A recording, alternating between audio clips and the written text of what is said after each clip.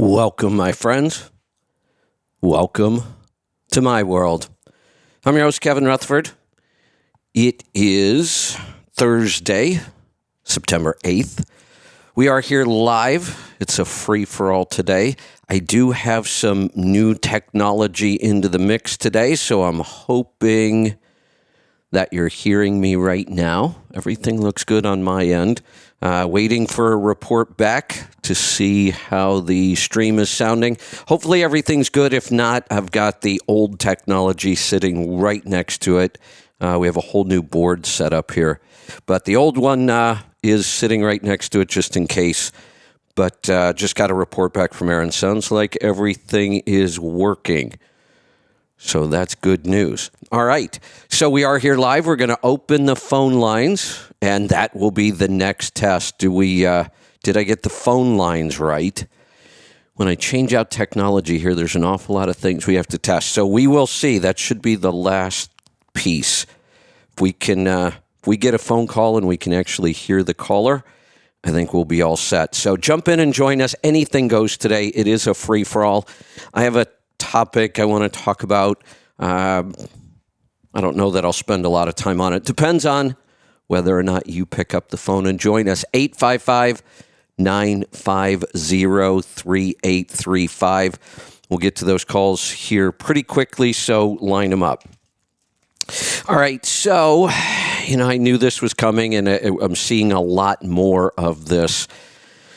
Social media now, I spend most of my time on our two sites, Healthy Tribe and Trucking Tribe.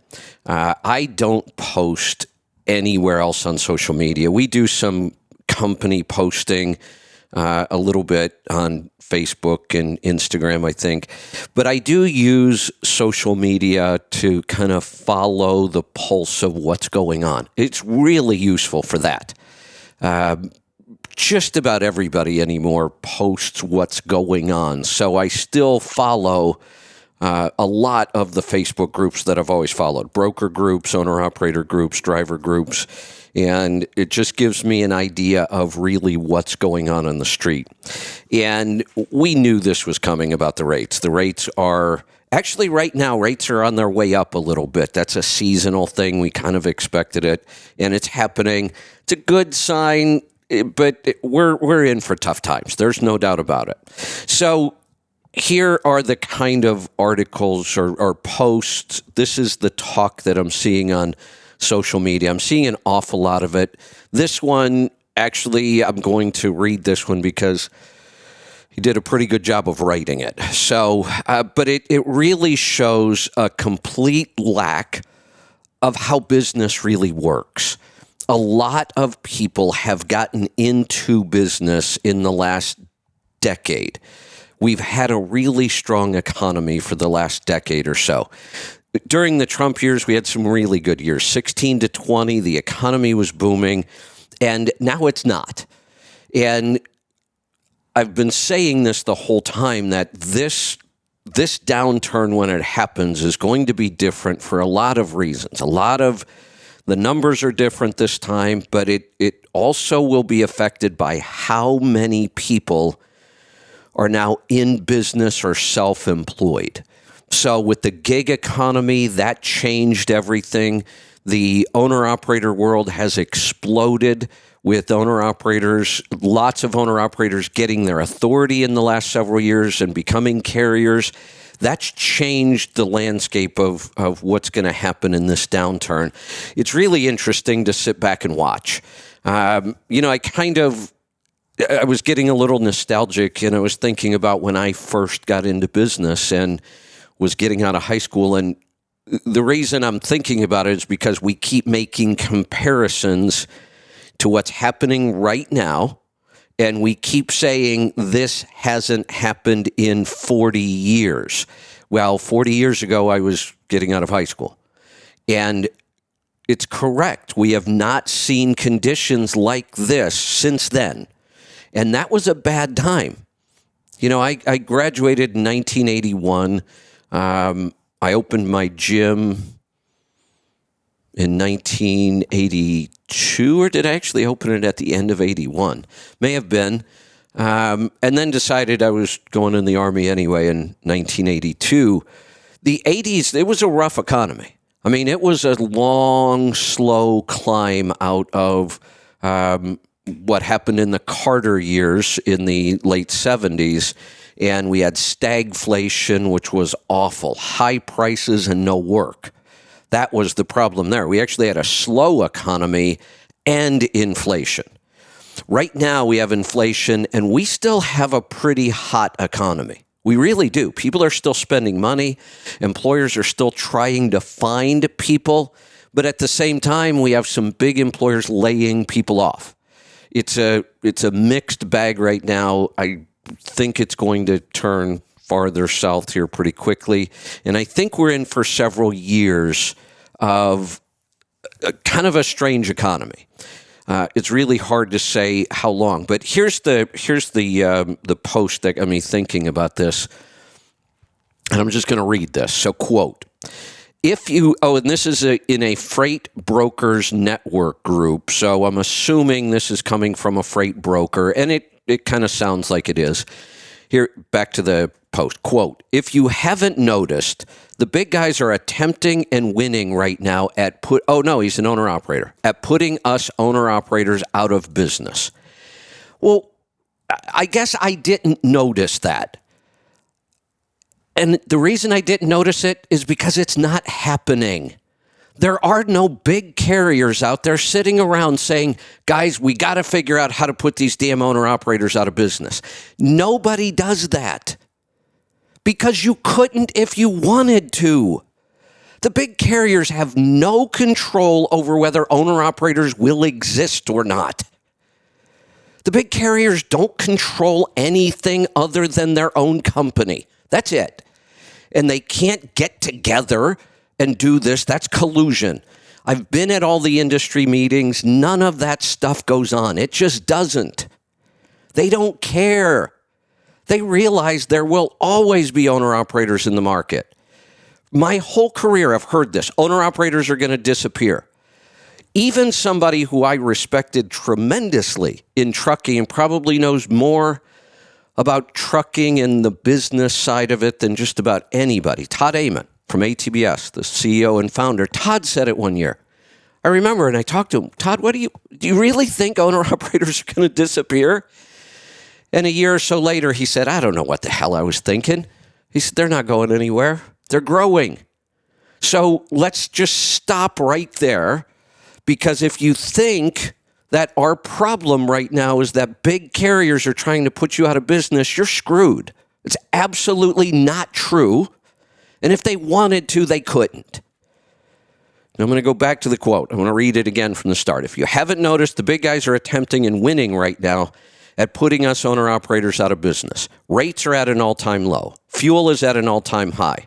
Repairs are at an all-time high. Inflation is at an all-time high. Not enough mechanics to fix trucks, 2 to 3 weeks downtime. All those things are almost true. Rates are not at an all-time low. Not even close. They're low, there's no doubt. The rest of it, pretty much true. Fuel is at an all-time high. Repairs, inflation, not enough mechanics.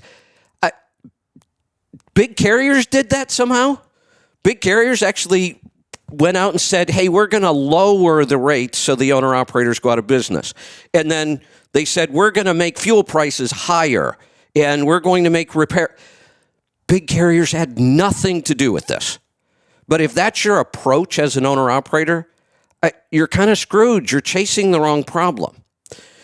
Now, let's go back to the quote. Quote, at one point, the small guys controlled the market. 1 to 3 trucks fleets owned 78% of the market share of the load spot rates.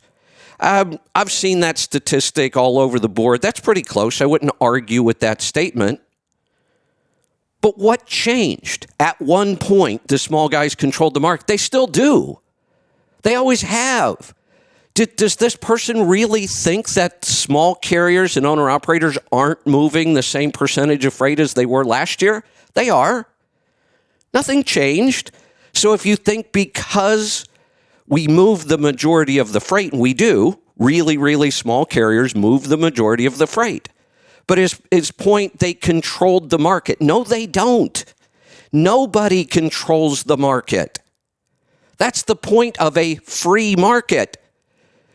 Nobody can dominate or control a free market. Back to the quote. The big carrier lived or died off of contracted freight. How long do we continue to operate for less than our worth? At this rate, the market will never rebound because we've reset the market to the rates of the 1980s. Bullshit. Go back to 1980 and look at the rates. In the late 80s, 1988, 89, 90, I was pulling freight for 73 cents a mile at RPS. That was a fairly common rate if you were leased to a carrier. The spot market rates were nowhere near what they are today in the 1980s. Now, he may be confused with the rates in the 70s. They were much higher, but that was a regulated market. Deregulation happened in 80, 81. The 80s were horrible for rates because of deregulation. The market was flooded with trucks and rates tanked. So if you're going to quote historically, you should probably get it correct. All right, so here's the end of the quote. Freight Brokers Network Group, we need you and others with the big platforms to help unite the trucking community. Really? What does that mean? Unite the trucking community. First off, everybody in the trucking community does not have the same goals. We are independent businesses. What is this thing about uniting everybody all the time? If you want to unite, go join a union. That's what they do. If you want to run an independent business, run an independent business and stop whining when things are bad. Learn how to run a business in a bad economy. That's the point of being in business. It's competitive. It should be competitive. It's not kumbaya time, stand around the fire holding hands and singing songs so we can make it all better for all of us. It doesn't work that way. Now, he goes on to say, I honestly don't care who the leader of the rebellion is, as long as something is done. Well, why don't you get your lazy ass out there and do it then? If you know what's wrong and you know how to fix it, why aren't you fixing it? Why are you on social media complaining and telling somebody else they have to do it? I don't care who does it, but somebody better do it. I mean, that's the attitude here. And then do what exactly? Unite the industry. Unite the trucking community. What the hell does that mean? I'd love for this person to explain, but every time I reach out to people like this, they won't respond when you really start to question them. All right, so goes on to say, quote, you have guys and gals out here running freight for free, and they don't know it. No, they're not. That's another completely false statement. Nobody's running freight for free. Earlier, he said something about his worth. Well, what are you worth? You determine your worth to the market by the value you provide. You don't have some inherent worth in business. We have worth as a human being. In business, the only worth you have is the worth you prove, the value you bring to the market. So stop this crap about, I'm worth more. Obviously, you're not. If you're worth more in business, you'll get paid more. That's how it works. That's the beauty of a free market. You get paid exactly equal to the value you bring to the market at the time. Here's the point that some people can't get over. No matter how good you are, if the market's flooded with other people, you'll struggle. That's the supply and demand curve. But if you're that good, you'll figure out how to survive. But you don't have some inherent worth in business. Doesn't work that way. If a shipper or broker is getting a lane covered for free, why would they not wait an extra hour before raising rates knowing it will be covered? Nobody's getting any freight moved for free. Brokers are struggling just as much in this market as everybody else. I knew this was coming. It always does. I think we're going to see a lot more of it this time because there are an awful lot of people in business today that really just don't understand business. I mean, the supply and demand issue. I know we beat it to death because you got to understand that's how business works. We have the best example right now. What have we been talking about for 3 years? Shortages, shortages, shortages. There's no supply of anything. In my entire lifetime, I've never heard about so many shortages. I've never had to deal with so many shortages. Things hard to get or impossible to get. And at the same time, we're dealing with the highest prices ever in inflation. Put the two together. That's supply and demand. There's not enough supply of anything. There's still a huge demand because people are still flush with cash for the most part. That's changing, but there's still an awful lot of cash out there. There's an awful lot of people still doing really well. They have money. They want to spend it. But when there are shortages of everything, prices go through the roof. There's shortage of employees, meaning every service business has to raise its prices. They have to pay employees more. The big carriers right now have no advantage in this market. They have a huge disadvantage because they're dealing with the same inflation an owner-operator is, but then they have to deal with the inflationary pressure of what drivers are getting paid now. We had to raise the driver wages, and you really can't take that back. So the big carriers have some real struggles ahead of them. Owner-operators have real struggles ahead of them. But if you're going to beat the struggles, you have to understand what they are. And this post got it completely wrong. Most people will. Most people will look outside themselves and find some other reason why they're failing. They will not look at their own business and their own numbers and say, this is my responsibility. I have to fix it. It's not the market. It's not the big carriers, not the brokers. It's not the government. All of those things exist. They all matter. That's reality. Now you have to deal with it and you have to figure out how to succeed. You'll never succeed by blaming it on everybody else. And we don't need to unite the industry. I've been hearing that forever and I don't even understand what it means.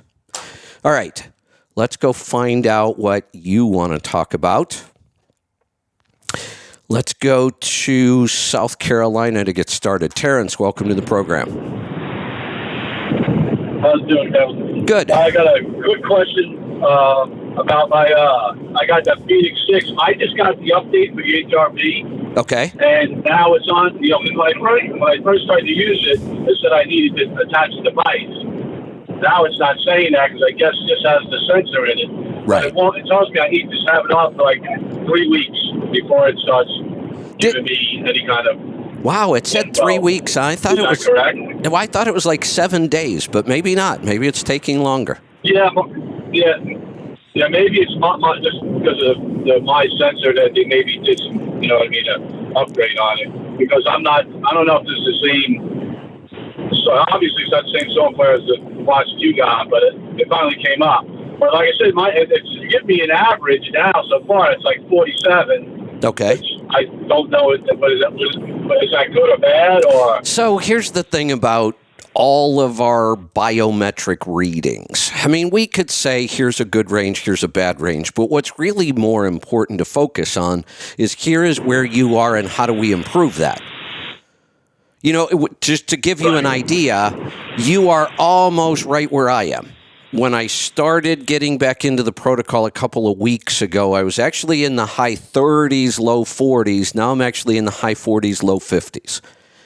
So it doesn't, but I also mentioned that, when I was working with a company and Ben Greenfield was working with the same company, and this was a couple of years ago when HRV we were first able to read it. We had to use chest straps back then. And, my number back then was in the 40s or 50s. Ben Greenfield was in the hundreds. Do I want to compare myself to him? He's been a triathlete for decades. He's 15 years younger than I am. No point in comparing that. So the best way to look at this is what's my number and how do I make it better? Better, yeah. Yeah, see, because I haven't been, I'm not being honest, I stopped doing my X3 bar just for no reason. I don't know why. I was doing a lot of yard work, like landscaping. So I was out there, moving around a lot. And I'm 58, it takes a toll on your ass, crawling around on the ground. And yeah. I mean, I'm being honest. It took a lot out of me, so I didn't feel, I was looking at my body battery. I'm like, man, should I really go and work out? And so I stopped. I haven't been doing anything. No My High, no X3 bar. But I'm still deep clean. But I feel fine. Now, like I said, I got to go back to doing judgment. Yeah, and here's the interesting thing, and I'm pretty positive I'm going to see the same feedback here. The more you do the protocol, the higher your HRV will go. The less you do it, it will start to drop again. And mine did. I had worked on it, had gotten it up into the 50s. Then, I went on the road. I did that trip. I stopped doing all this stuff, and I was back down into the high 30s before I knew it. And I felt it. I mean, there is a difference. I can remember I used to say, boy, I can go out in the garden and work 10, 12 hours. I have tons of energy. When my HRV got down into the 30s, that was not the case. A couple hours out there, and I was toast. I just did not have the energy to go on. Right, yeah. See, my stress levels have been really low. Like, I forget my 7-day average is like. So let me ask you this: your stress levels are low. Are you able to maintain your body battery between 50 and 100 all the time?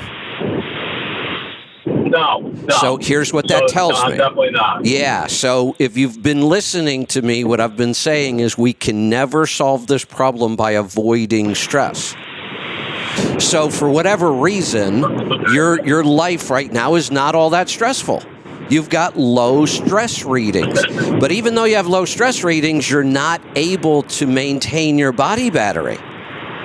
Like I said, you can't. We can't build our stress muscle by avoiding stress. It'd be like trying to run a marathon by avoiding running. It just doesn't make sense. It's good that we can get to a lower stress level, but if we get there and yet our body battery still depletes, we don't have the energy we want, what that's telling us, we just don't really have much of a stress muscle. Even in low stress situations, we can't get our body battery back up. And I'm in that same boat. Right, yeah. Yeah, my problem too is sleep. I've always been, I'm like you, I'm good with like 4.5 hours. But lately, like this weekend, I was out on my motorcycle with shorts on, stupid. I slipped on a gravel and burned the side of my leg. Oh, bad. Ouch. I mean, I got a nice... Ouch. Yeah, it's brutal. Yeah. And so the last few nights, I'm getting maybe 3 hours, if that, Oh, yeah. You go to roll over and you hit it. Yep. And I don't want to keep bandaged and better off not. Better off letting the air get at it. But that was my other question. Is there any, other than aloe, is there anything that like a natural thing for a burn, to put on a burn like that? No. There are...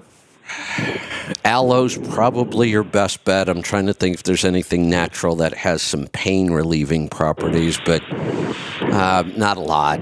You just kind of suffer through this. I mean, I could get stuff from my fiance is a nurse. I could get something like that, but I just wonder if there's anything like natural to soothe. I know aloe is not the only thing I can think of. Aloe is about it. Yeah.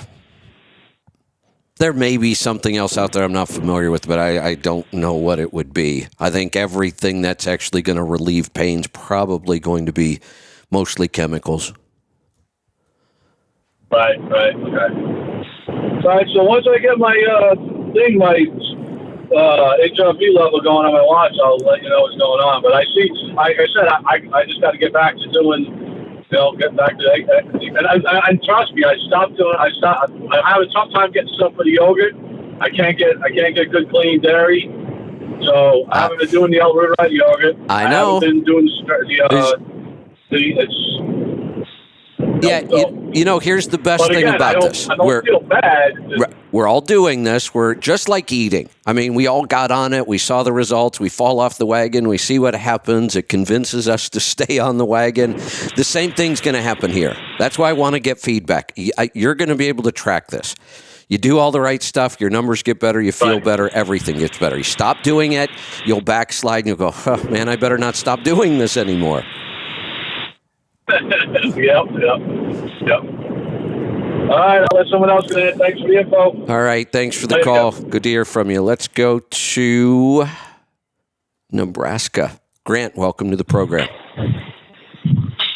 Hello, good morning. I have a few comments and a couple of questions. They're like 8 months worth of stuff. I mainly listen to replays, so I don't have a chance to call in. Going back a ways, there was a gentleman that was concerned about you gardening barefoot and no gloves. Yeah, to him, I remember. He probably gardens with chemicals and whatnot. Good point. At that point, yeah, it probably would not be good to be barefoot and no gloves. That's a good point. Due to all the nice chemicals to kill everything. Yeah, no chemicals come anywhere near my garden, so I'm not afraid of, everything I feed my plants I could drink myself, so I'm not afraid of being out there with skin exposed. And that's the whole point. Said that, so yeah, you've said that multiple times, so you just must not have paid attention. I know it's summertime and you're outside. It's been a while, but if I remember right, I think he was actually alluding to the fact that there's stuff in the soil that's bad for us. Maybe. I mean, that could go back to people that are just dumping chemicals all the time to kill everything. Yeah. Because, I mean, if you look at the soil around old dry cleaners and stuff like that, I don't think you really want to garden where a dry cleaner was. Yeah. No, there's no doubt that when we garden that I don't want to call it traditional, but because that's wrong. It's not. The way I'm gardening is really the traditional way. The modern way. There you go. That modern industrial chemical gardening or farming, we kill everything in the soil. This method is the opposite. We're bringing everything back to life. I had an interesting little event this morning. I have plants growing in the grow house again. We got like 300 plants in there for my fall garden growing, and I went in to check on them this morning. And this is pretty unusual, but it's a really good sign. One of my cups sprouted a whole little mushroom farm. Oh, nice. Yeah, that's a good sign.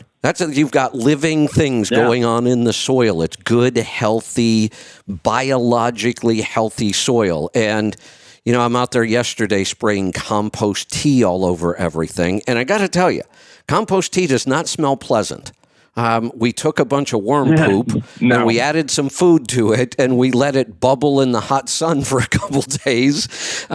You could drink this stuff. It wouldn't hurt you, but it's a little on the nasty side. But it's not really nasty. This is living things. Yeah. This is why the comparison between my garden today and my garden the first year, unbelievable.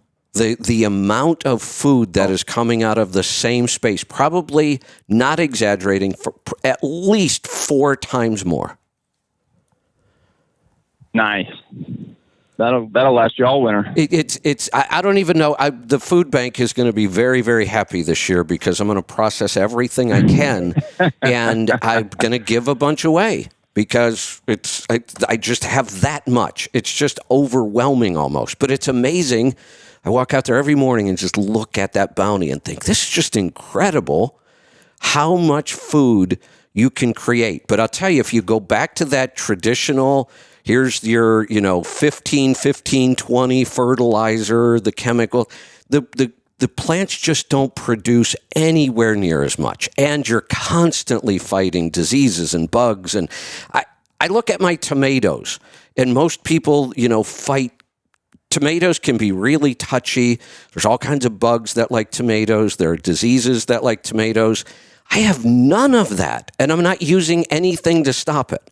I have 0 bugs on my tomatoes. I don't have any leaf diseases on them. They're just healthy plants. And the other day, imagine a tomato plant that's about 3 feet tall and only about 2 feet around or so. Not a really big bushy plant. I trim them way down and keep them pretty small.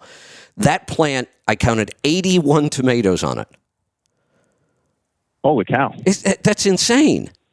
I have jalapenos where that's a lot of salsa and marinara. And I've got jalapenos right behind it. I've got a jalapeno plant that has like 40 jalapenos on it. I've never seen anything like that.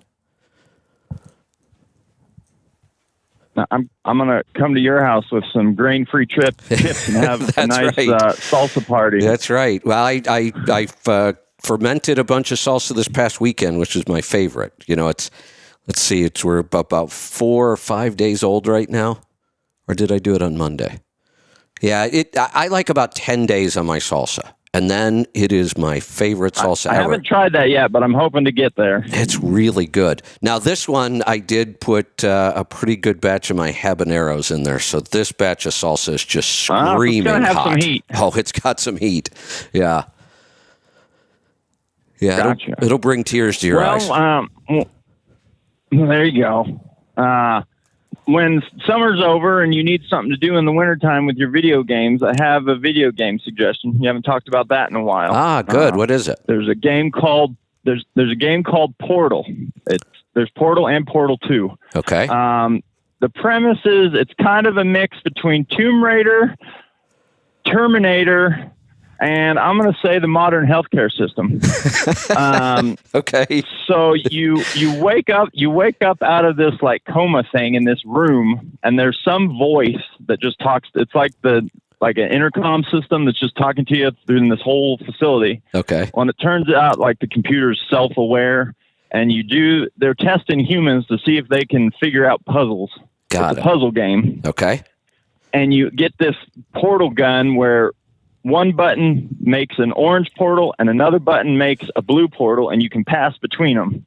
And you have to use those portals and physics to beat levels and get to the end. And there's a companion cube that's just this little cube that has a heart on it that you have to carry around so that you have a companion to travel with you. It's real tongue-in-cheek humor. No, I like this. This one sounds interesting, and I'm looking for another game like this because I've conquered the last one. The last one was Plague something. Gotcha. I haven't played it in a few years, but the Portal 2 had an online community where people do custom maps, and then you could play with a friend. I don't know if there's still any online support or not. It's a few years old. You know how technology goes. Yeah. No, I like the way those kind of games make me think. Yeah, because this one, like, you have to fall through the floor and come out the ceiling several times, and then as you're falling, you have to shoot the wall so that when you fall through the floor, you shoot out of the wall to launch over another wall. You're like, what in the world? Oh, yeah. Yeah, but it forces you to think differently. That's what I like about these kind of games. You have to really, really kind of stretch the way you think about problems. Yep. And you might not be able to figure it out till you notice this one piece of wall is at a slight angle, and that's where you have to fall in or out of in order to launch to the right. You're like, holy cow! I've been on this for 2 hours. Oh yeah. I know. Yeah. And the interesting thing is, like I said, the biggest shock to me is that it feels like when I'm in that situation, it's really stressful, and yet it's not. That's what's so bizarre to me about the whole thing. Yeah. Yeah, I agree. And then all of a sudden, like I try not to turn my computer because I play computers instead of like Xbox or PlayStation. I try not to turn it on because all of a sudden 6 hours go by. It's 4 a.m. I got to be at work at 7, and I've accomplished nothing on my to-do list but waste time. Well, look, clearly, if it's all you do, it could become a real problem.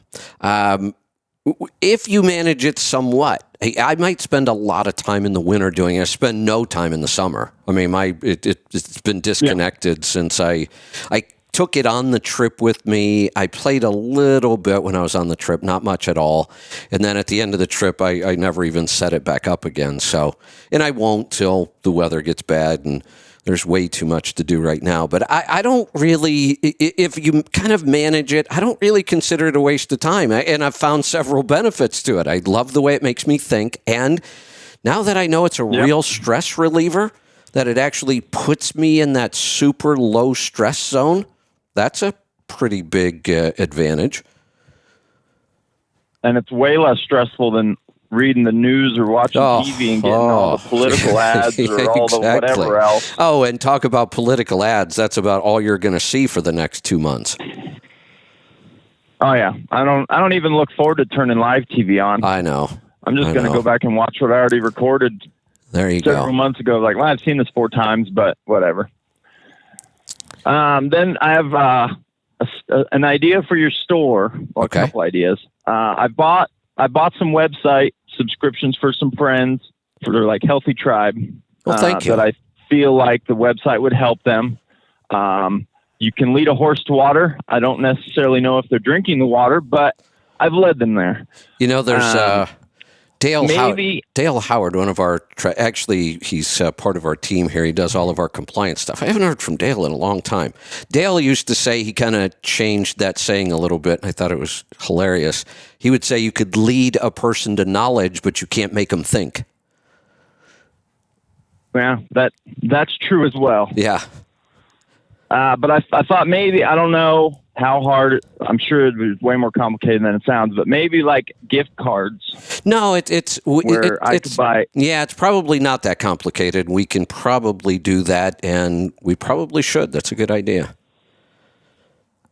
Just to make that way, because I had to get a phone number and an email of a friend, and then call into Angie, and so it's not the end of the world. These are like first world problems, but if you just streamline it a little bit. Sure. No, I love that. And then also listening. I've been listening for a long time. If you pay attention enough, everybody has a saying that they repeat. So, like you say, what's your diet? Right. Or something drives you crazy. And this, I'm not being offensive, not being mean, just it is what it is. Bruce asks, are you running the Catalyst? Or what year is the truck? Joel Morrow says you're 100% correct.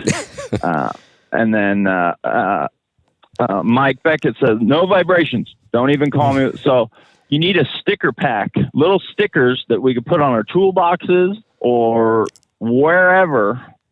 Just fun little stickers. So, so if you stuff that you could throw in with orders, or somebody could order a sticker pack, 5 stickers for $1, whatever. I don't know how much stickers cost. So have you bought anything from our store? And the reason I ask that is because Lisa does an awesome job with stickers. She's been doing them forever, and she just ordered probably 10 new designs recently. I think I saw them come in. But this is a good idea for her. I'm going to pass this along to her because it's another theme for stickers. She does different kind of themes. Gotcha. This is an awesome theme. I love that. Things that we repeat over. I love that. Oh, and like you said, back to the basics is a new thing now that you switch to your other one. So that could be a sticker. Right. Just pointing out. Yeah. No, I like that. I like that idea a lot. Then I have a couple questions. I don't know the politics of it and whatnot, but what happened to Broker Connect?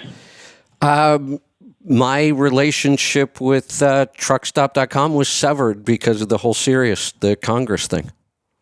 Okay. Truckstop dropped me like I was, I say I was surprised, but then I said I wasn't. And here's why. The relationship I started with truckstop.com happened because of Brent originally. So Brent and I go way back when Brent was at Overdrive. I mean, Brent was one of the first people that helped me get into the industry. I was doing seminars for them. I was writing articles. So I had that relationship with Brent for a long time. And it was kind of, the whole story was actually kind of funny. I was working with Dad. at the time. We had a contract with DAT, and DAT's right here in Portland. That's kind of how I ended up with them. And I liked everybody over there. But boy, I was frustrated. I had had the contract for about a year. We had done nothing but have meetings. They know I'm close. I'm about an hour away. So it was always, hey, why don't you stop over? We'll have a meeting. We'll go to lunch. I'd spend all day over there, and we would talk about all kinds of great ideas, and then we'd leave, and nothing would happen. And then a couple months later, they'd say, hey, why don't you come over and have lunch? And I'd be like, do you guys have amnesia? Did you forget we've done this 4 times already, and nothing's happened? So I happened to be at a truck show. So you experienced... I ran into Brent, and Brent said, you're never going to believe where I am now, and you and I have to talk. And I'm like, what? And he said, I'm at truckstop.com. And I said, Brent, just stop. He said, we don't ever do competing products. I just signed a contract with DAT. And it was only like a month or 2 in, and it was a year contract. I said, I can't talk to you about this at least until next year. I said, but I promise we'll talk. And if it all makes sense, it's hard. And I'll tell you, that call to DAT, because I had a lot of friends over there, that was a tough call. One of the hardest things I did. And I said, guys, I will tell you, part of this is because we just got nothing done in a year. I feel like you paid me for a year and I did nothing for you. We don't have a single program that we're working on right now. I said, but even if we had, I would probably still do this just because this is such a strong relationship for me. So that's how it got started. But once Brent opened the door for me, my relationship and my contract was with the owner, the original owner and founder, Scott Mosgrove. And I knew everybody. I mean, I went, we went to dinner with them. It was a really close relationship and a good one. But then they got bought. And they got bought by a big tech group. Bill Gates was one of the investors. I mean, it was a huge sale. Oh, wow. Yeah, and Scott did exactly what he deserved.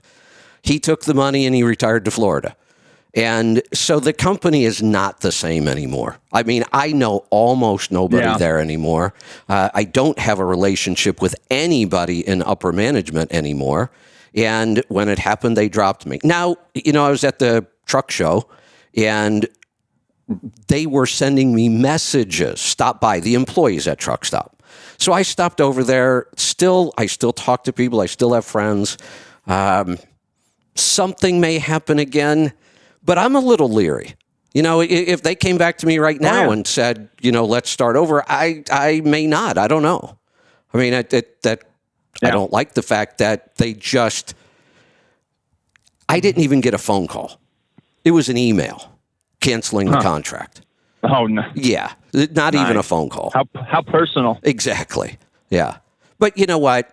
It's why, and I've said this before, we don't focus on our partner companies and we don't depend on them.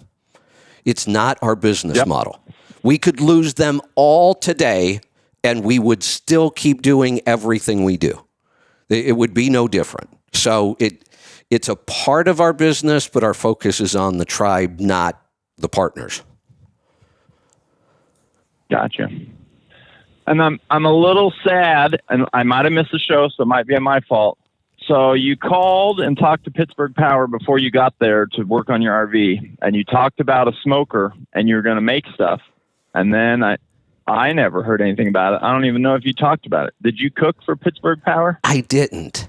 I really wanted to. No, I never got to it.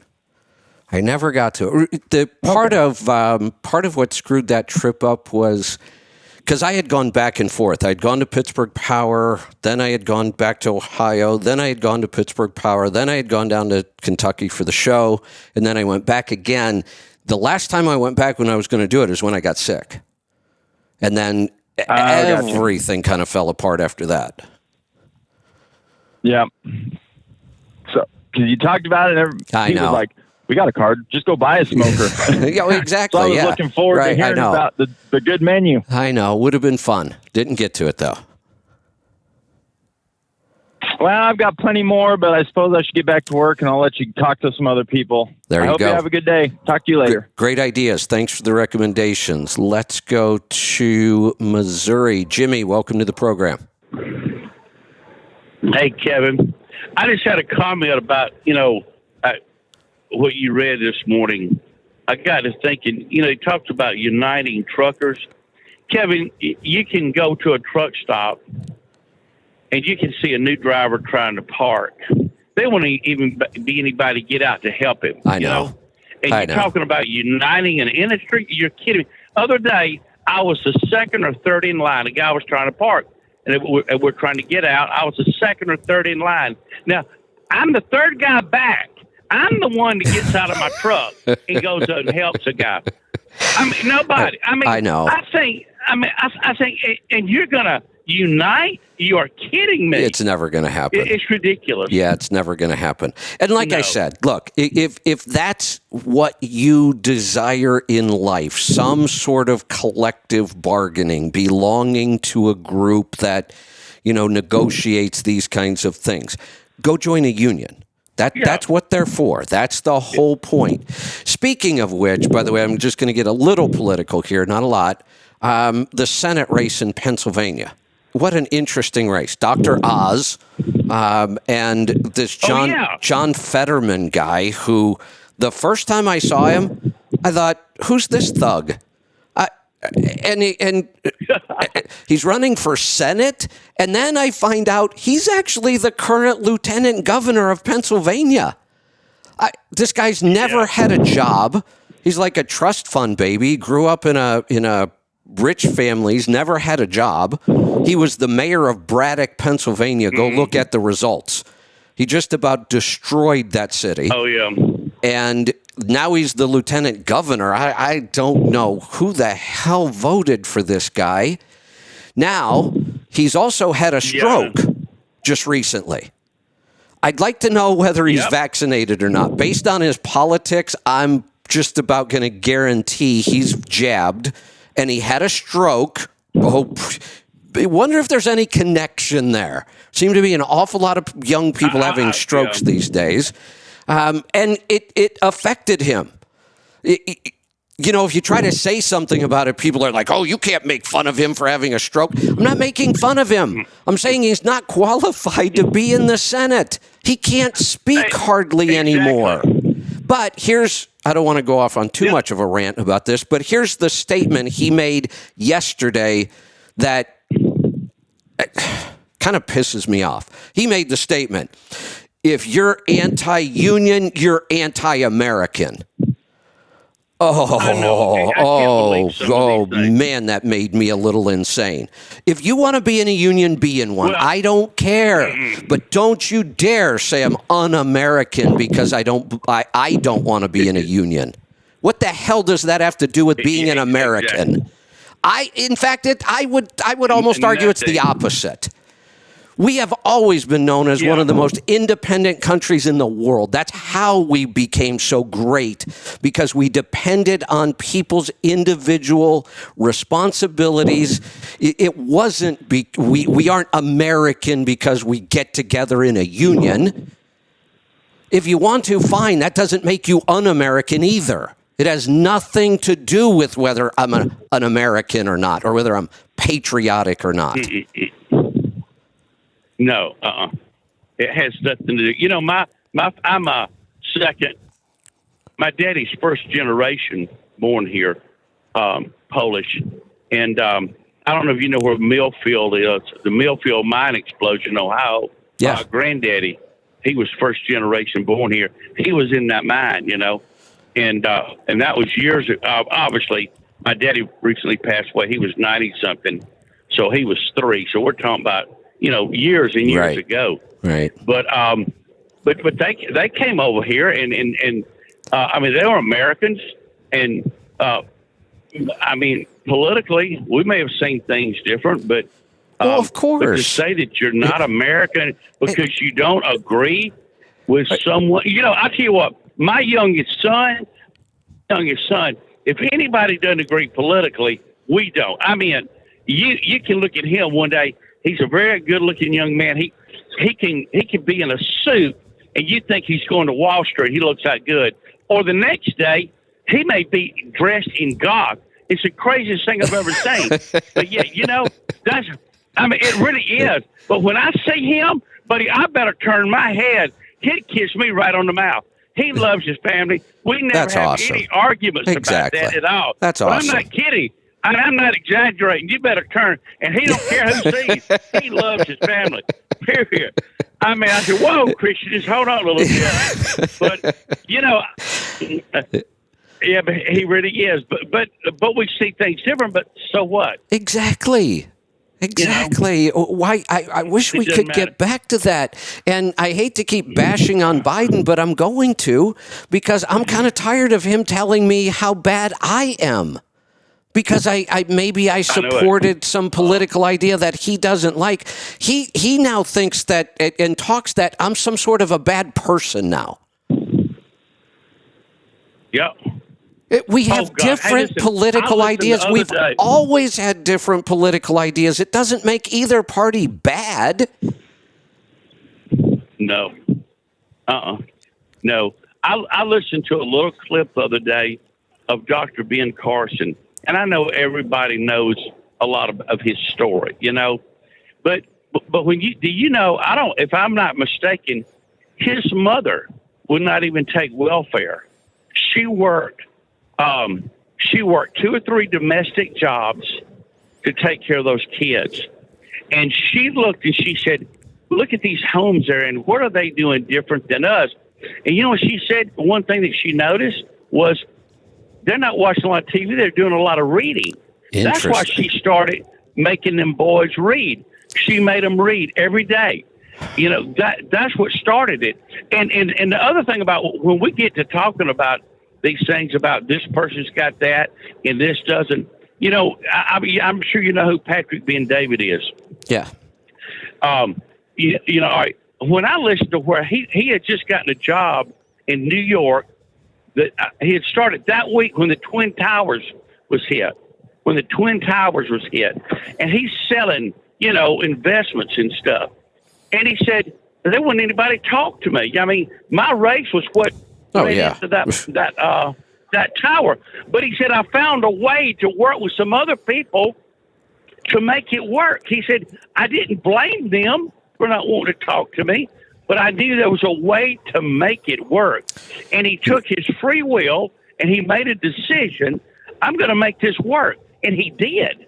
Here's the interesting thing about stories like that, about Ben Carson, I love stories like this. I read the autobiographies. There are thousands of these amazing stories of people starting from nothing. It doesn't matter what color they are. It doesn't matter what sex they are. It doesn't matter who they sleep with. We have had, during my lifetime, we have had so many of these amazing success stories, and most other countries, and certainly socialistic countries, don't have these kind of stories. You don't see people create amazing lives like this out of those countries. We have lots of these stories from my generation. I'm afraid that we're not going to have those anymore. Oh, yeah. Well, think about Clarence Thomas. People talk about his event. I mean, this guy's in the highest court in the land. Yeah, we were truly, and it's a cliche, but we were truly the land of opportunity. We just are, in everything, in business, in politics, in sports, in movies, TV. There was just opportunity everywhere. And I hope we can figure out how to keep it that way. I do too. Well, I'm going to let you talk to someone else. I appreciate it. I will say this. I'm going to get my, on the health day, I want to try to get my daughter to call you, my youngest. She was one of those that came along late in life. You know, she wasn't expected, but she was welcome, you know. Yeah. And she just finished, she did a 2 years of high school and 2 years of junior college. You could do that at the same time. Oh, but nice. She's had something happen recently, like when she is working, she took off this year and working, and under certain situations, she'll be kind of stressful, and she'll get real dizzy. Now, let me give you a backdrop. She was homeschooled, so she wasn't interacting with a lot of folks. She had friends, but a whole lot. And then when she did this junior college deal, she never was in high school. She went right to junior college, and it did her last 2 years. So she's made a lot of good friends, and she does stuff. But she gets dizzy. Yeah, and I can tell you why. Certain stress. All right. I can tell you why. This one's pretty straightforward. First off, I can tell you why. I can tell you what's wrong. I can tell you how to fix it. But it does require her to change her diet. That's always the big hurdle. Will they do it?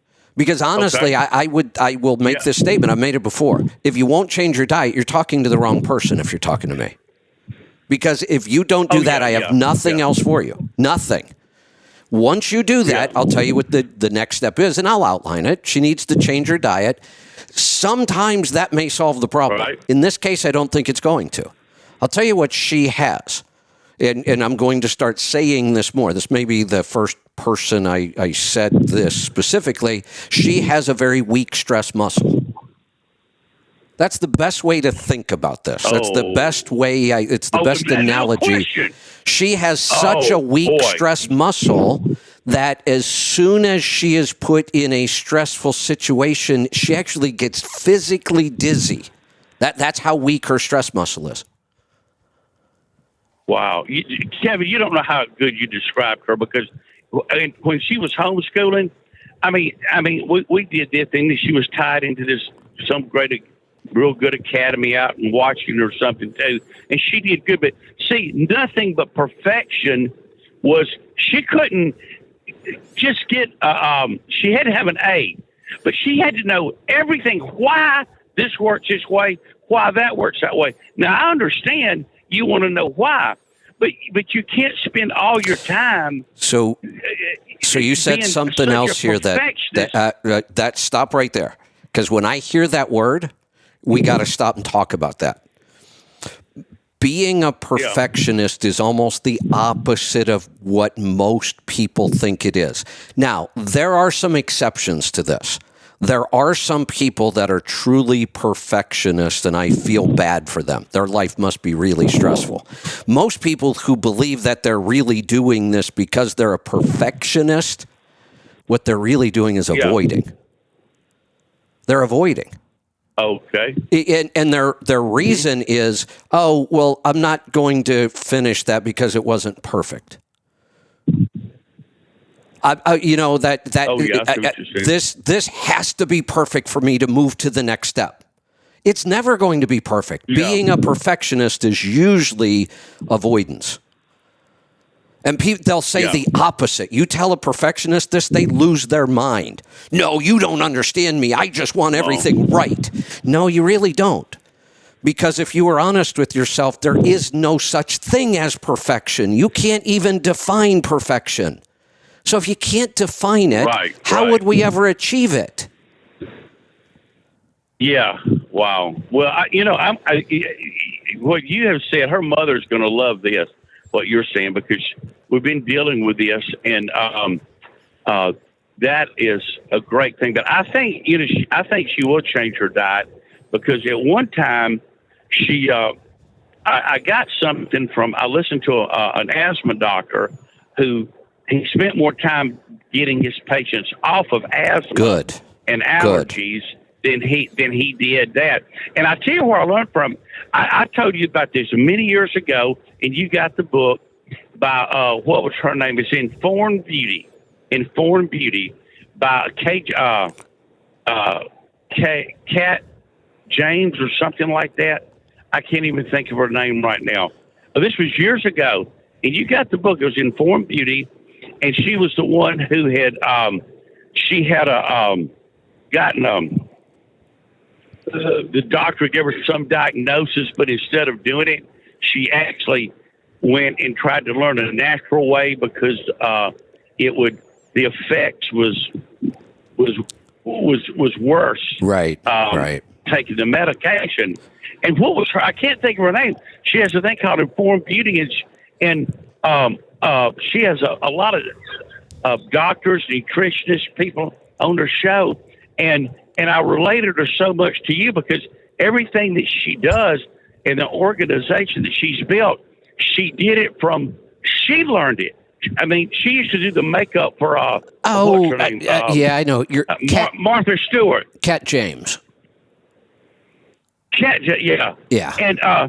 And when you look at her before and after pictures, I mean, I don't even know if she uses toothpaste, but the transformation in it and the reason I had even told you about her was because she was so much like you. She learned it. She said, you can read a research paper as well as anybody can. You don't have to be a doctor Well, exactly. to really learn this stuff. And you can read books that were written by doctors. Oh, yeah. Have you ever talked to her or anything? I haven't, no. I just think it would be a great conversation. No, I haven't talked to her. Y'all are just like two peas in a pod in that way. I mean, really. And she's made such a show. Well, listen, I know you got other people, but I am going to talk to Anne-Marie about calling, and I'd love to talk to her. I'd love to help her. I need to excuse me, I need to talk to when she's improved this last 2 years of quote perfectionism. She has gotten better about that. She still made she made one B, but yet she learned you don't have to do it all. You know, there's exactly right. There's a fine line in here. There really is. I'm not saying that we shouldn't strive to be better all the time. We absolutely should. But when we keep setting this goal of perfection, at some point we cross a line and it becomes avoidance. And I'll give you one of the examples that I deal with I deal with it all the time. I've been dealing with it the whole 3 decades I've been doing this. I'll get a call from a company driver when I used to deal with people directly on the phone and I used to help people with things like this. I'd get the call. I've been a company driver for 15 years, and for the last 3 years, I've been working on my plan to be an owner-operator. Well, the first clue, honestly, and I'm not saying people should rush, but I can't imagine how I could possibly work on the plan to be an owner-operator for 3 years. There's just not that much to plan. So that's my first clue usually. Then, and you would think this was a good thing because I hammer people about numbers, then they'll start pulling out all these spreadsheets. Look at all these spreadsheets I created. I tracked this and that and this and that. And I'll say, all right, well, it's time to, start putting the plan together now. You've got all these numbers, you got all these spreadsheets, you've been doing this. What is your next step? Well, I don't know. That's why I'm calling you. Well, okay, at some point we have to pull the trigger here. And I know these people. I see them coming from a mile away. They'll never pull the trigger. Yeah. Hey, when you talk about that, I'm going to tell you this real quick. I have my truck is a 2006 T600 with a Cat A cert, and when everything started getting really bad, prices, I've really slowed down, and I was averaging around 5.5. Now, listen, I hadn't done anything else to my truck. I did a rebuild, and I've got probably a little over $500,000 on the rebuild. But I've slowed down. I go 59 and 60. Yeah. And done anything else. All right. Yesterday, I'm looking at it, 7.038. That's awesome. Now, I don't average that. I've been averaging upper sixes, Right. But since I've done that, only one time did I hit the fives. Only one time. Yep. And that's this was yesterday, and I was heavy. I wasn't when I say heavy, 40,000, but still, normally what you would be. So I looked at what is the money that it's been saving me. It's huge. It's been about $1,300 to $1,500 a month. Now that's in my pocket. That's Kevin. right. I mean that goes a long way. Pocket. That goes a long way. Oh, it does. Yeah.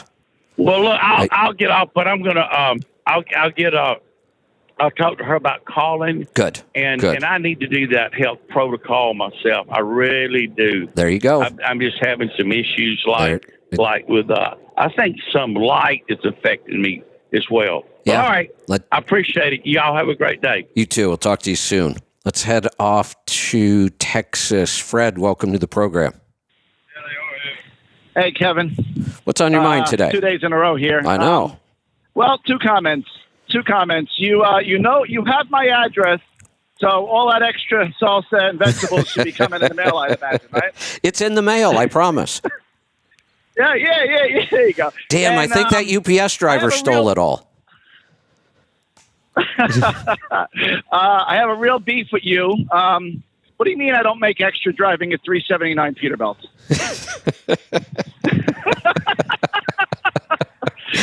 Oh, man. Anyway, listen, what you said in the open. I'm a third-generation truck driver. Been in this business all my life. And how many times we can go back over the last 30, 40 years since deregulation has truckers been talking about striking and all this other stuff, and nothing ever materializes. We need to band together. Yeah, okay. You go band together. I'll go make money for my family. That's just what it is. Right. And let's look at this, because you're right. This has been going on, and you and I are so alike in so many ways, about the same age, same background. I'm third generation, Yep. been in the industry my whole life. We have a lot of similar things. Yep. Let's look at this honestly. Of all the attempts over these years, and since I've been on the air, I've talked about virtually every one of them that I've known about. I've said why they're not going to work, and they don't. And just recently, we had the best 2 attempts at this ever. I know. Ever. It's just incredible. I was shocked. I was praising them for how they did it, how they handled it. The Canadian drivers were incredible in their show of force and their resolve, and they all sacrificed for it. And look at what it got them. Isn't the leader of that still in jail in Canada?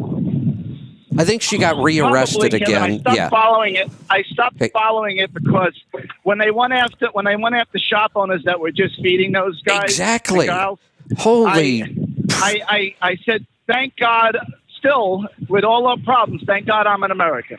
Except the American drivers pulled off another pretty damn good effort. It went on for months and accomplished exactly zero.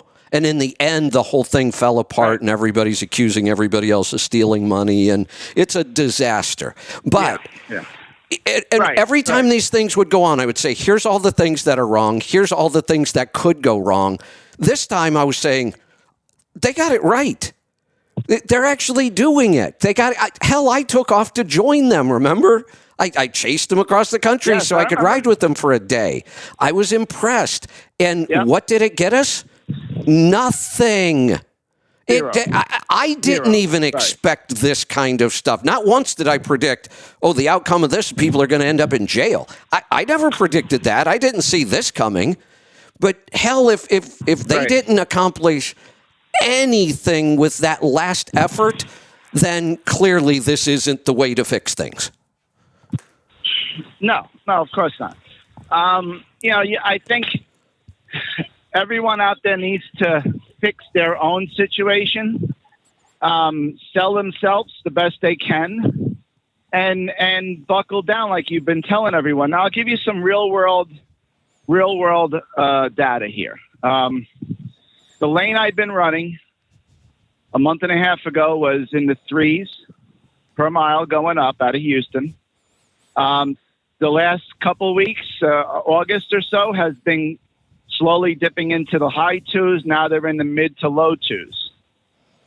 That's a big drop. Talked to a gentleman. That's a big drop. And this is flatbed freight. And it's, basically the area I run in up there. So I know the market. I've been doing it for a while there. And I talked to a broker and I said, listen, any way you can come up in the rate, get a little close where you want to be. I said, I'd like to get as close as I can to $3 a mile. You let me know what you can do for me. And we negotiated. I got better than 2.5, which I'm happy because he was in the 230s. He was 230, so I got almost 260 a mile. So he came up quite a bit for me. And I had a relationship with their company, not with this particular broker, but he can see my stats when he ran my MC.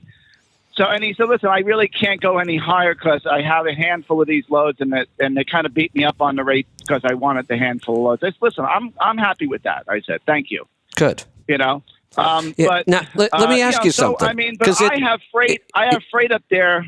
Go ahead. In this guy's quote, he said rates have fallen back to where they were in the 80s. If I could have gotten $2.60 a mile in the 80s, my God, I would have retired. I'm going to give people that don't understand what happened after deregulation a little bit of real world education, because I was around then. I was a kid, but I was around then. Midwest Emery went to $1 a mile freight. Yeah. $1 a mile freight. It was, and that was. If you were leasing your truck to a carrier, the rates were in the 80 cents a mile. Yes, I was making 92 cents a mile in 1990. Yeah, right. And that was about the norm. Right, that was about the norm. Yeah. Yeah. So if these people think that these are the worst rates ever, they are horribly mistaken. We are not even close to the bottom. It's like the mortgage rates we talk about. I remember my father having a 14.5% mortgage. Oh, God, that is just insanity. 70s. End of the late 70s, early 80s. I should go calculate this because we did hit 15% mortgages. When mortgage rates are around 5 or 6%, this is a number that just kind of sticks in my head. I used to work on it quite a bit.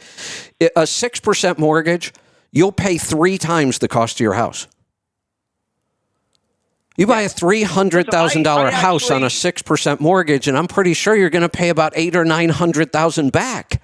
I can't imagine what it is at 15%. I should go calculate it though. Yeah, in between my trucking job, I had a few careers, right? Yeah. So I was a mortgage broker actually for about a year and a half. Okay. And this is when you can get a mortgage if you had the right name and That's the right numbers.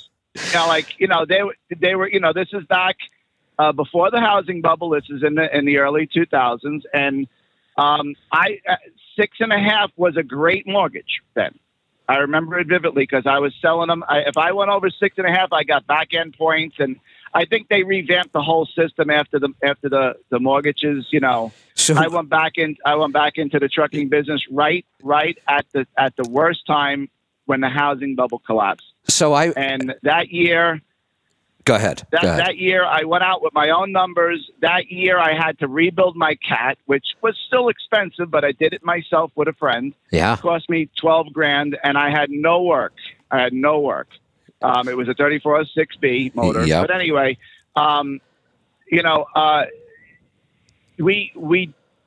you have to persevere. And if you're going to be in business, you can't predict tomorrow. Now we have more indicators. I have we have a lot more resources. The people now listening have a lot more resources than I had in 08. Yeah. I wasn't really in the whole news and everything else. But right now, as it sits, I just bought a chemical tank. I just laid out money and bought a chemical tank to try that. And what I think is going to be a pretty rocky economy coming up in the next year and a half. I got a really good deal on it. I can sell it for $20,000 over what I'm paying for it. Tomorrow, if I got it today, I could turn around and sell it. So I'm not underwater. I'm paying cash for it.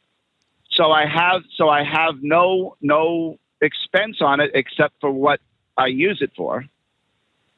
And, this is what we do. I think there's opportunity still out there, even in this economy. Absolutely. It's going to be a rough time. There will be opportunities. I just ran some numbers because I got curious about this because I remember those 15% mortgages. I just threw some numbers in here. If you were borrowing $320,000, And I just left that in there. That was what was in here when I opened the calculator. That's a reasonable amount today to pay for a house. In fact, in the last couple of years, it's tough to find something at that price. If you're up in New York and New Jersey, double that. Here's what you pay back on a 15% mortgage. You borrowed $320,000 to buy a home. You will pay back almost $1.6 million. Wow. Isn't that insane? $1.6 million is what your $320,000 house is really going to cost you. Yep. I have another good real world data. Now I drive an older model, conventional, classic Peterbilt. People who are on the Tribe see my picture on the Tribe. That's my truck. Yeah. I actually helped out a friend trying a little bit of a deal he has down here in Texas, and I pulled a van trailer Monday and Tuesday and Wednesday, and I just filled up this morning, and I've been bouncing in the high sixes with this truck on my flatbed freight. Okay. Sometimes low sevens. I just filled up this morning. My tank full was 7.7 miles to the gallon. Wow. I'm astonished. Yeah. Now, I drove 58 miles an hour with There that you go. van. There it was you go. a 700-mile turn. You know, it was 350 out, 350 back. It was the night before last when I talked to you yesterday. And, it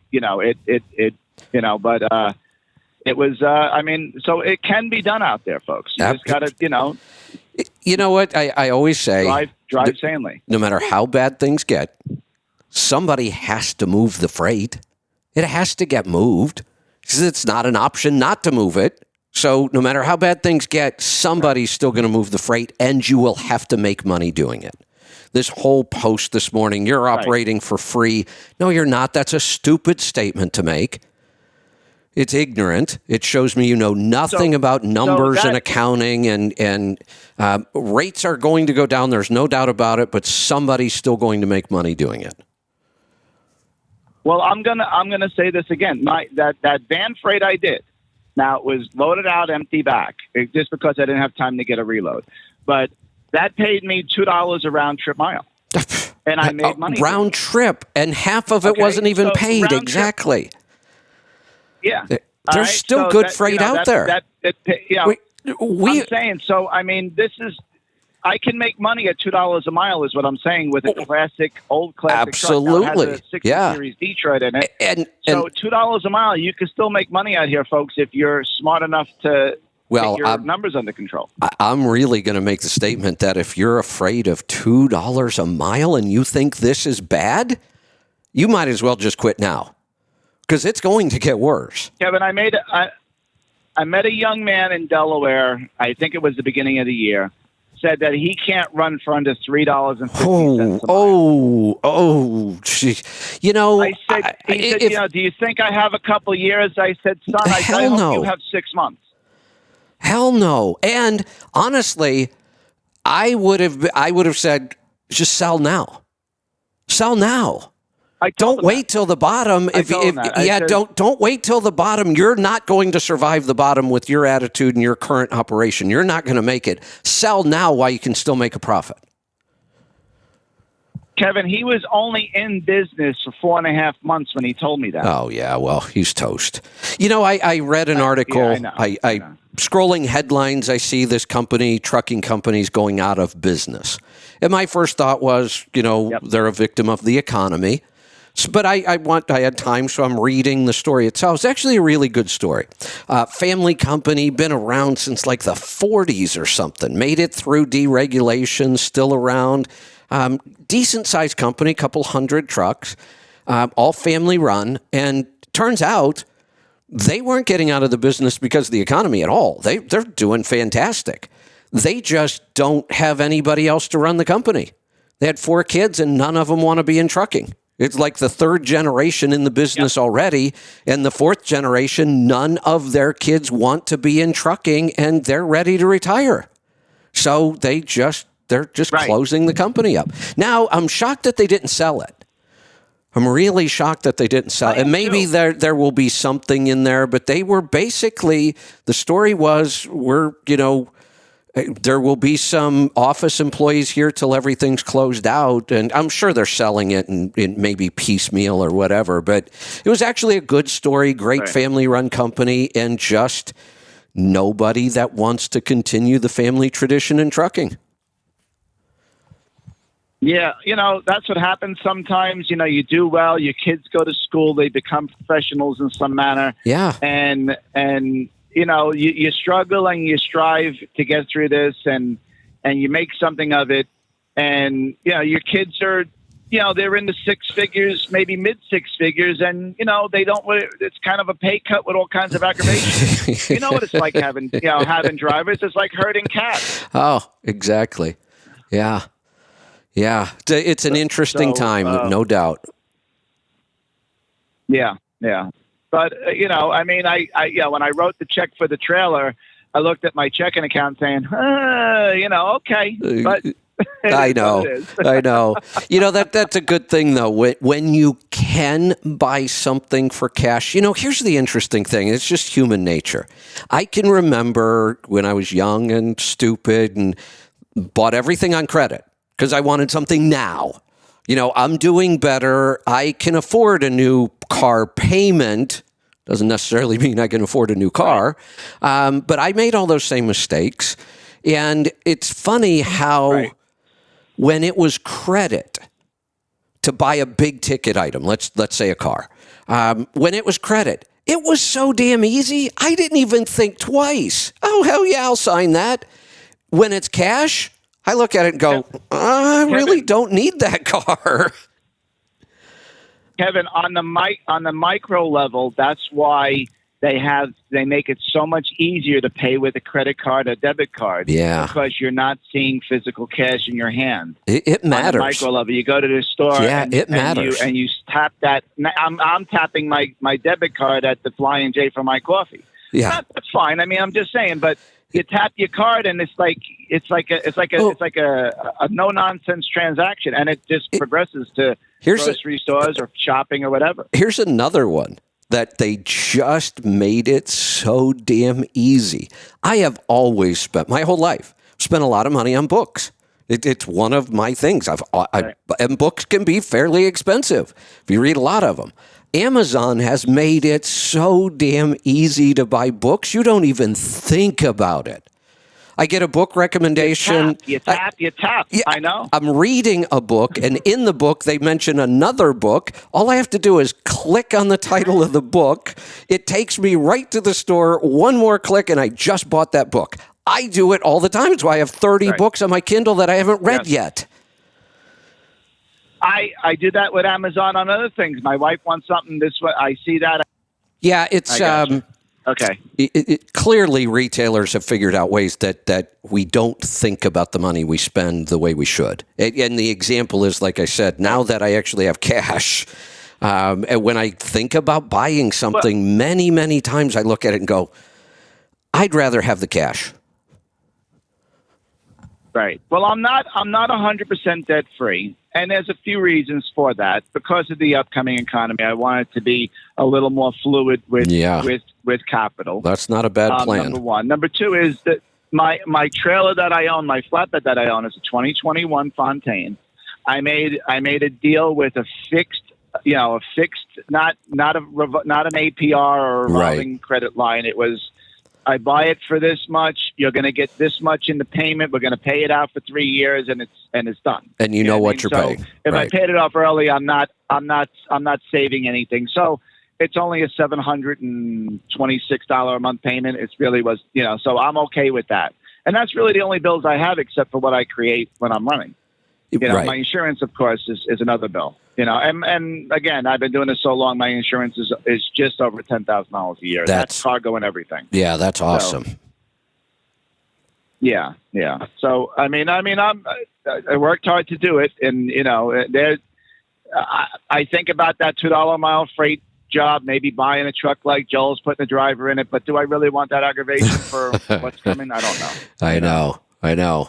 It's a tough time. It's not a bad idea to just sit back and watch for a while. That's what I'm going to try to do. But you know how that goes. You start seeing opportunities and you want to jump in on 'em. It's the way I've been built all the time. I'm like you. I got out of the Navy in end of '89, and I worked for a friend for 4 months. Couldn't handle that. Went out and bought a 1968 KW. There you go. That's right. Yeah, And very similar I was start. Up to the races. Yep, very similar start. I bought a I had about $3 in my pocket. I bought a 1973 white day cab and had no money in my pocket. I had to borrow the $400 for the plane ticket down to pick up the truck. I bought my truck. My first truck I bought off of Shelby Elliott. Remember him? No, I don't. He was out in Skilson, Missouri. He had all the super large cars. The okay. With the V8 Okay. cats Right. and the KTAs. Right. And I just had no credit, and I drove this 80 model extended hood Kenworth with a 6 and a 4 and a K motor, and it was like $29,000, and he couldn't finance me because I had no credit at all. Wow. So I wound up buying that. I bought a 1968 A model Kenworth with a 335 Cummins and an 95 013 speed in it with 444 rears. 335 in 1968 was a monster engine. Oh, it was a beast. That was a monster. I was running 2,400 RPMs to make 65 miles an hour. Oh man, I bought my white Road Boss from Roadway. I drove one of those. It was from Roadway. It was a tag axle. Yep. That truck was a tag axle. It was a Okay, 6x2, and it was a weird setup. Yep. It had a tag axle on the back, and on the front axle rear. Yeah. there was an airbag between the front axle and the frame. So I could inflate that airbag, and if you were bobtailing, you could actually see the back wheels would come off the ground. The back axle didn't move at all. You were pushing the frame up on the front axle, and it lifted the back off the ground. If you put even an empty trailer on it, the wheels wouldn't come off the ground. More of the weight was on the drive axle, and then when you hit high range, that bag would deflate on its own. And that was your traction device. One of the trucks I learned how to drive on was a 1962 Brockway with a 4x4 Spicer my uncle owned with a 262 Cummins, and that had a rear tag also. It didn't lift. It was just a tag axle because, There were some pretty weird combinations back then. Roadway had a setup where they would take a single axle tractor and they designed the frame so that the converter dolly that you used for doubles, you would back into that, and that would attach to the frame and become your tag axle. Wow. They would turn a single axle into a tandem axle with their dolly. Wow. Yeah, It'd have to be really close because you'd have to have the travel between the fifth wheel, fifth wheel, and the dollies. It was a pretty weird setup, but they ran a setup like that for quite a while. Yeah, the good old days, right, Kevin? Oh. Armstrong steering, heat in the summer, and air conditioning in the winter. That truck had 2 gauges. 2. It had a speedometer and an air gauge. That was it.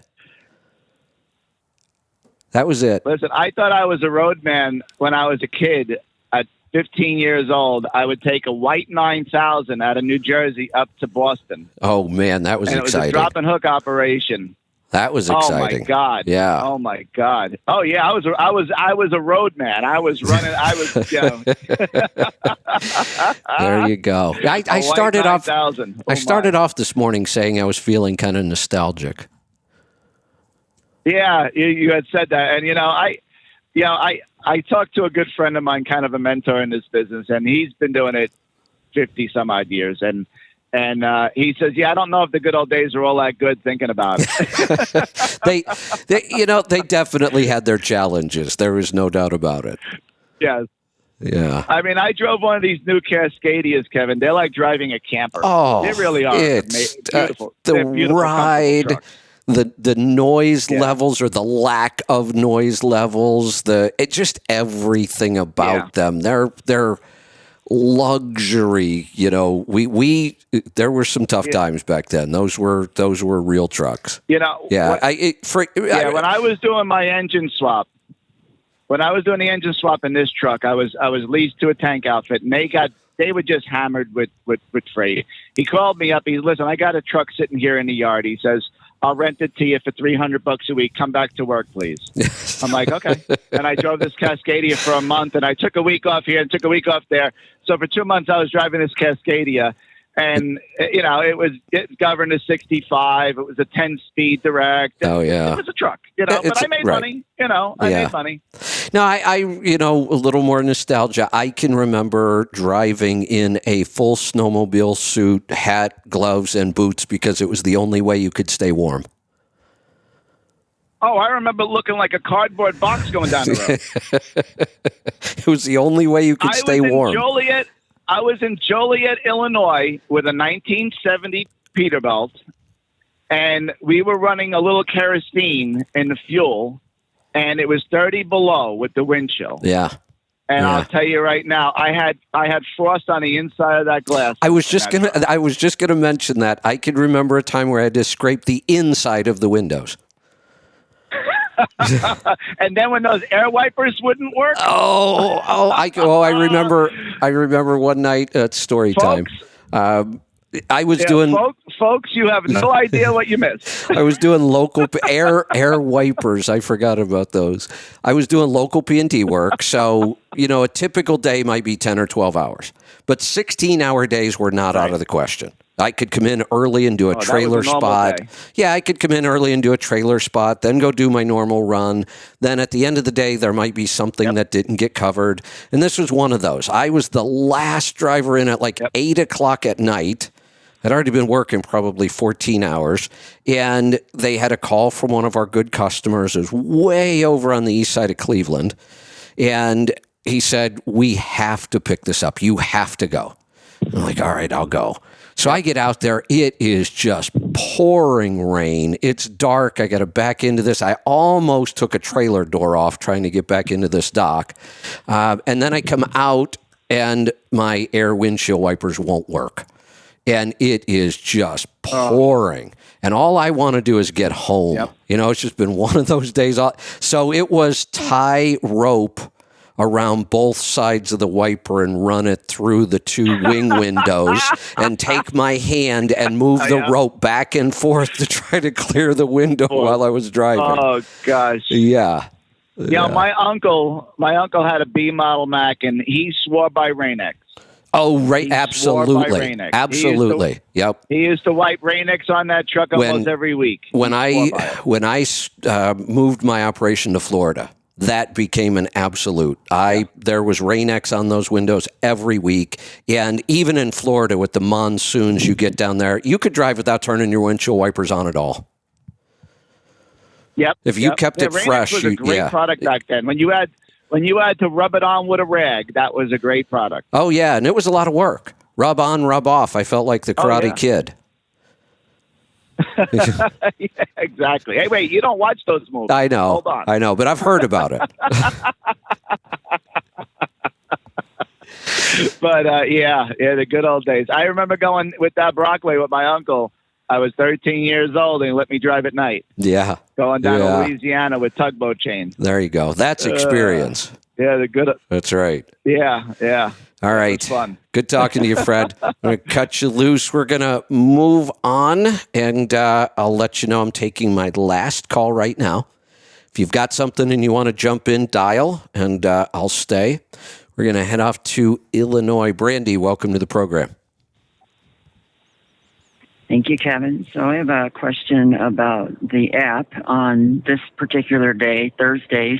When you look into the shows, The only thing that shows up for Thursdays is Rolling Toe. When I'm out in California and your show's at 8 a.m., I'm not up generally, or I'm outside, and I try to find it and I can't find it, and I try to find it the last time I was out there and it just didn't show up in the episodes. So that's my question. How do I find Thursday's show, this show? Thursdays specifically aren't showing up? Well, not as a show so you can find Rolling Toe on Thursday, but you can't find this particular hour before Rolling Toe into the show's app. Now, unless I'm just not seeing it. Are you logged in or not? Well, I just use the app, and I also have. Well, there's two ways to use the app. Thing. Yeah, there's two ways to use the app. Forget about Mighty Networks right now. We're talking about the Let's Truck app. There's two ways to use it.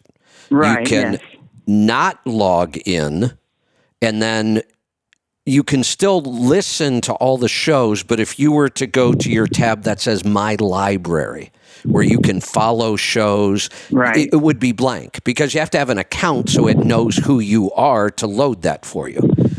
But you can use it either way, logged in or not logged in. I don't think that has anything to do with the problem you're having right now. I was just asking, what should happen if you're looking at your list of shows?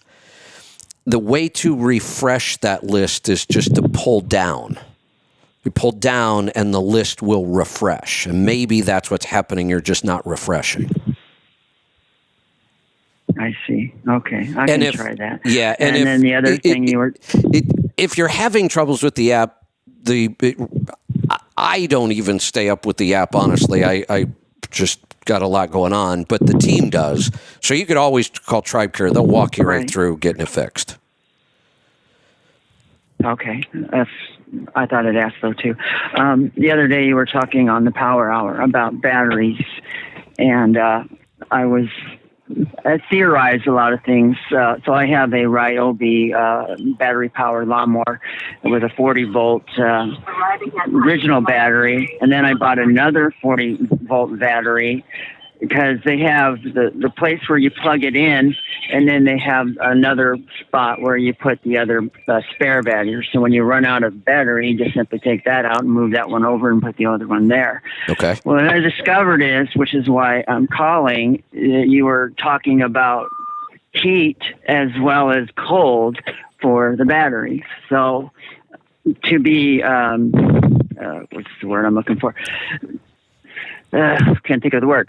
So I bring in both batteries with me when I'm mowing the lawn. But that heat from the first battery after seems to take away from the other battery sitting beside it. So the other day I just put the one battery in after I ran it out, pushed my lawnmower over to where the other battery was and put that in. It seemed like it lasted longer. And now with these new 40-volt Ryobi batteries, they now come with a new kind of charger with a fan, because those get pretty hot after being in the lawnmower, and then they won't charge until that's cooled enough for the sensor to come on. So it was just it's a theory, and it seems to be holding true. Yeah, I think temperature extremes in either way affect battery performance. I think cold is worse for them, but excessive heat is also a problem for batteries, no doubt.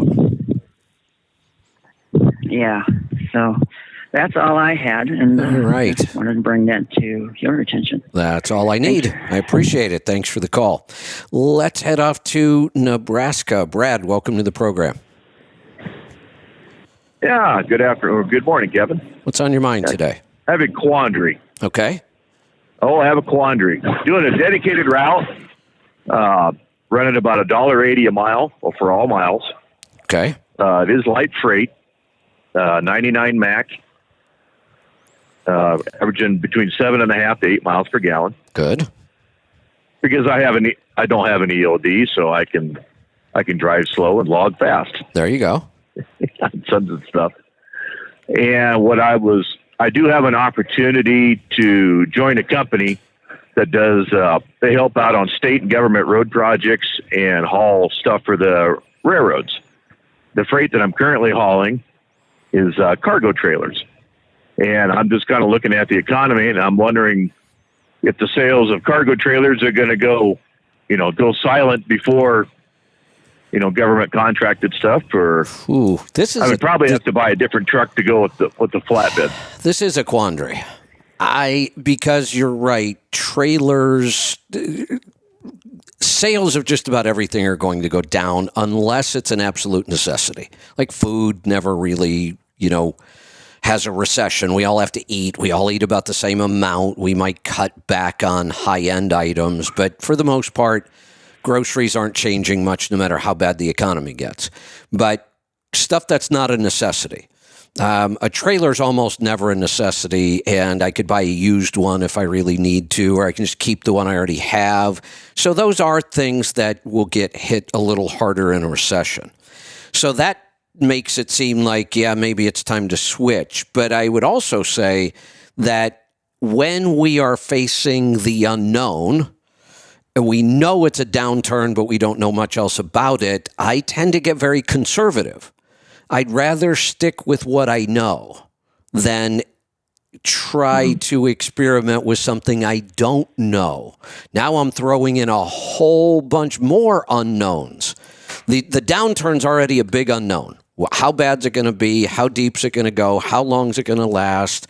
Lots of unknowns. The last thing I want to do is add a bunch of other unknowns. So I think that, there's a chance trailer sales are going to slow down. Will they slow down enough that you would lose this contract? I don't know. And nobody knows.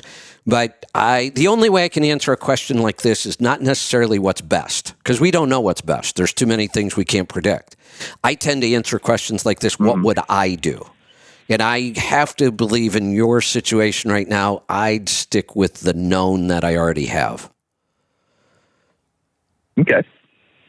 That's kind of leaning that way, but now, you always like to hear an outside opinion. I tend to get more aggressive in good times, because if I make a big mistake in a good time, I can recover from it. I know I can. I'm confident that I can. If times are good, I can make a huge mistake.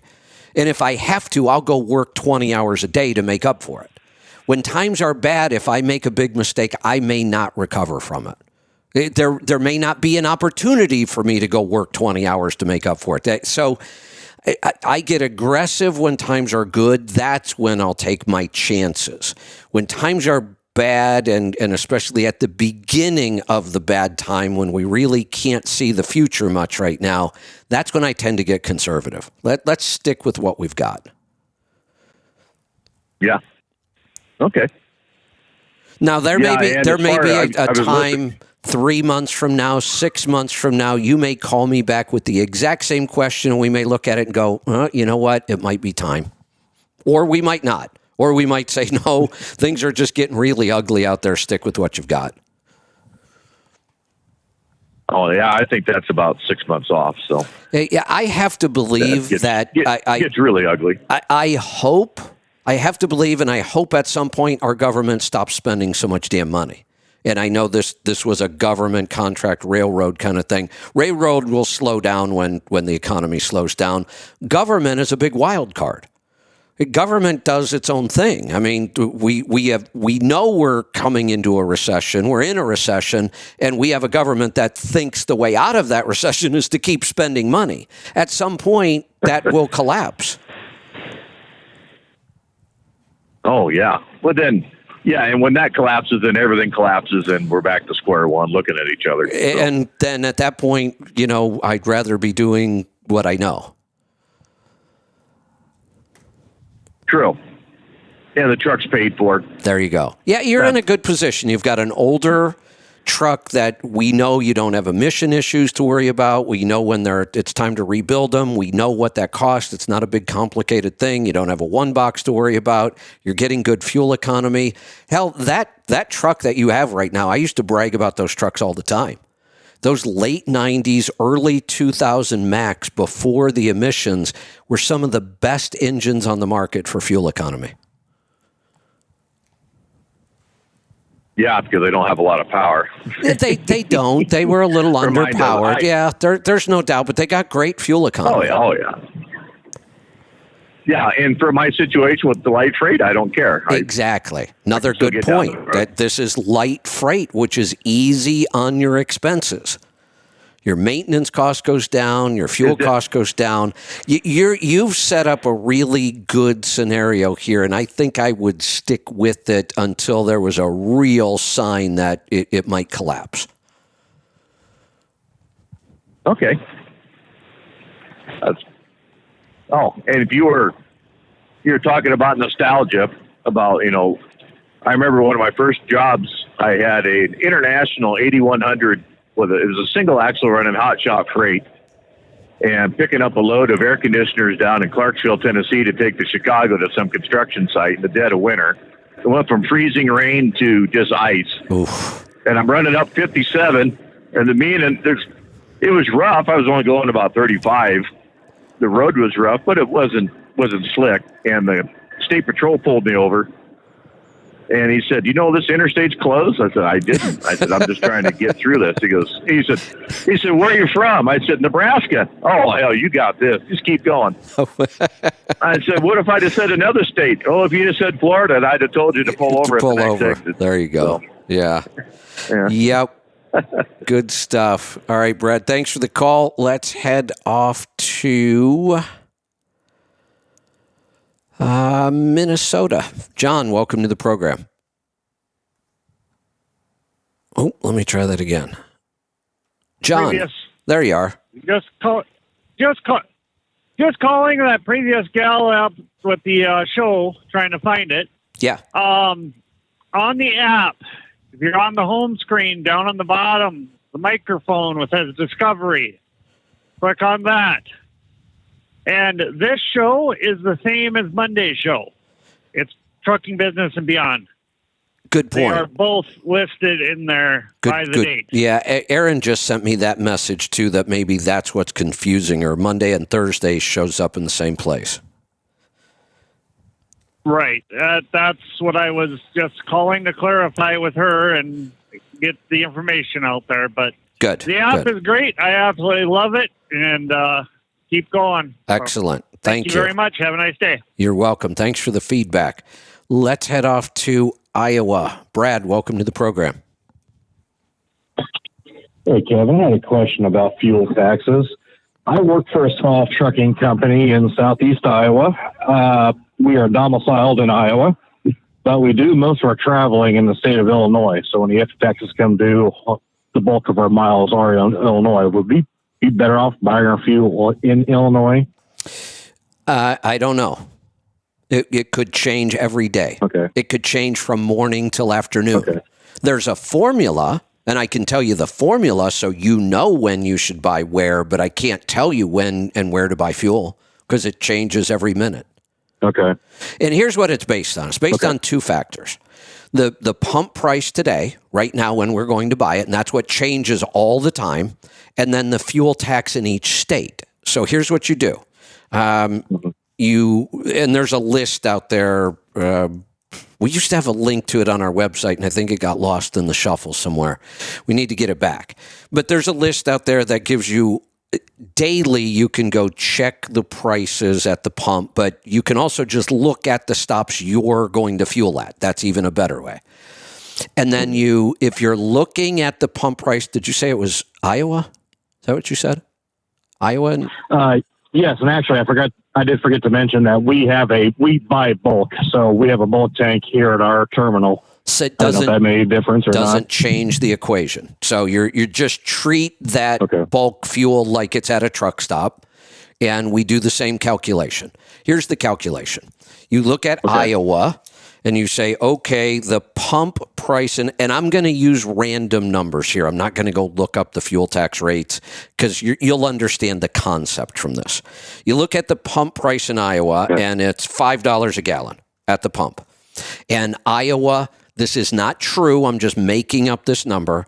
Iowa's fuel tax is 30 cents a gallon, okay? So what that tells us is we're really paying $4.70 for the fuel itself. We don't care what we pay for the tax. The tax is meaningless other than the fact we have to get it out of the price so that we're comparing fuel price to fuel price. There's a longer explanation of why this works, but every time I try to explain it on the air, people get confused.